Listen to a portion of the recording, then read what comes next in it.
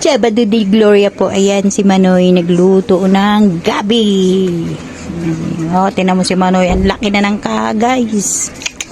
Lumaki na si Manoy. Ito yung iihawin niya. Oh. Tapos ito gusto ko yung basta. Kinain sa asin tawag sa amin. Ito luto ni Manoy. Oh, oh, diba? Mariki. Lilipot. Mga bao. Luto na naman. Oh, paano hindi kami magluto? Hindi kami kakain. Gabi yan, no? Galing Bicol.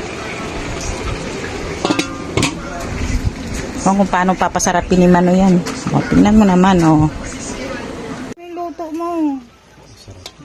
Ay, hindi pa. Ilaw pa yan. Ay, ba't talaga yan? Nag-uumpisa pa lang.